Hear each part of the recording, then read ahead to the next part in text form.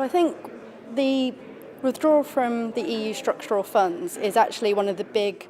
opportunities of leaving the European Union, but it's also an area of risk. And if we look at what's happened with urban policy in recent years, particularly over the last 8 years, what we've seen is a real focus on those large metropolitan areas of the North and the Midlands, places like the West Midlands, Greater Manchester, the area around Leeds. But actually, the EU structural funds has been one of those few remaining pieces of policy that has offered something of a lifeline to those places that have been slower growing and to those that have been left behind. And actually, those places that were the most likely to vote to leave the European Union. And as we heard at the conference today, a lot of that was about an expression of the dissatisfaction with what has happened in terms of economic growth and the unevenness of economic growth and opportunity across the UK. And it's simply not right that there are some people who are locked out of opportunity as a result of those patterns of growth.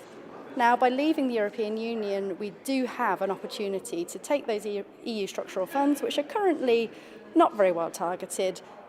an absolute nightmare to administer if anyone's ever actually tried to do so. And actually we can improve that policy area if we make it more targeted, if we make it a flexible fund that focuses not only on how to grow enterprise and investment in infrastructure on the one hand, but actually connects that up to the skills and training programs that will enable people who are currently experiencing poverty to be able to actually access those opportunities. If we can get that right, then that is actually one of the opportunities of Brexit that could help us to begin to deliver an economy that works for all. But in order to do that, we need to make sure that the policy is well funded. At the moment, there's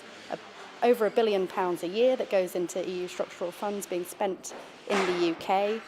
around about £2.5 billion per year if you include in that the match funding that's also required. So that's a big chunk of money. We need to make sure that's secured, and we need to make sure that the policy that is designed as part of what the government calls its UK Shared Prosperity Fund actually does enable places to connect growth to economic opportunity to ensure that prosperity does work for all. I think the research that's been done that's looking at that really sort of detailed and granular look at what's going on with the way in which goods and services move across borders as we combine